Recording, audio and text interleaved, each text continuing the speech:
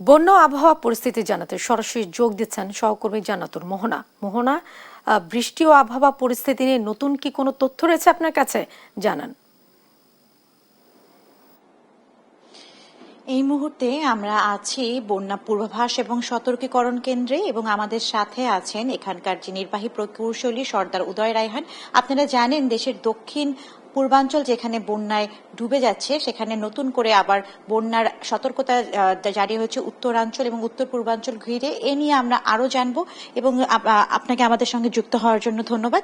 আপনি আমাদেরকে অনুগ্রহ করে জানাবেন যে দক্ষিণাঞ্চলে আমরা দেখছি চট্টগ্রাম তলিয়ে গেছে, এখনো আবার উত্তরাঞ্চলে একটা বন্যার পূর্বাভাস পাওয়া গেছে, এ নিয়ে একটু যদি জানাতেন। ধন্যবাদ। আজ 13 জুলাই 2026 খ্রিস্টাব্দ সর্বশেষ প্রাপ্ত তথ্য অনুযায়ী বর্তমানে দেশের 3টি নদী 4টি পয়েন্টে বিপদসীমার উপর দিয়ে প্রবাহিত হচ্ছে। এর মধ্যে উল্লেখ্য সুরমা ও কুশিয়ারা নদী সিলেট ও সুনামগঞ্জে এবং সোমেশ্বরী নদী নেত্রকোনাতে।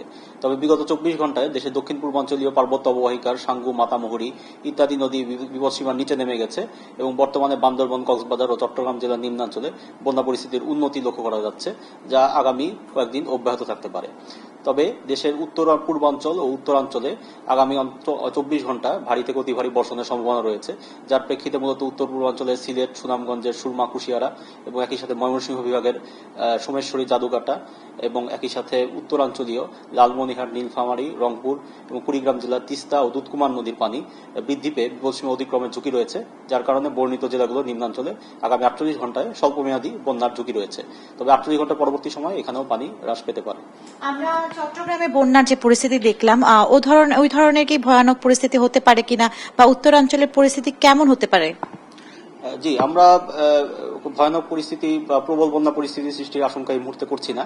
তবে স্বল্পমেয়াদী আকস্মিক বন্যার ঝুঁকি রয়েছে অন্তত আগামী 24 ঘন্টায় এবং 48 ঘন্টা পর্যন্ত এখানে পানি বৃদ্ধির প্রবণতা লক্ষ্য করা যেতে পারে। তবে 72 ঘন্টা বা পরবর্তী সময় পানি স্থিতিশীল হয়ে হ্রাস পেতে পারে। চট্টগ্রামে আমরা দেখেছি যে পাহাড় ধস হচ্ছে বন্যার কারণে, বা মাটি যেহেতু যে বৃষ্টিপাত হচ্ছে প্রচুর পরিমাণে, চট্টগ্রামের কি হতে পারে বা চট্টগ্রামের আপডেটটা কি? জি, চট্টগ্রাম বিভাগীয় বিশেষ করে পার্বত্য চট্টগ্রাম অঞ্চলে আমরা লক্ষ্য করছি এখন নদ নদীর পানি হ্রাস পাচ্ছে এবং ভারী বৃষ্টিপাতের প্রবণতাও বিগত কয়েক দিনের তুলনায় উল্লেখযোগ্য হারে কমে গেছে এবং আবহাওয়ার পূর্বাভাস ইঙ্গিত দিচ্ছে যে আগামী 2 থেকে 3 দিন সেখানে স্বাভাবিক মৌসুমী বৃষ্টিপাতের সম্ভাবনা বেশি। তো সেই প্রেক্ষিতে নদ নদীর পানি হ্রাস পেতে পারে, বন্যা পরিস্থিতির উন্নতিও হতে পারে।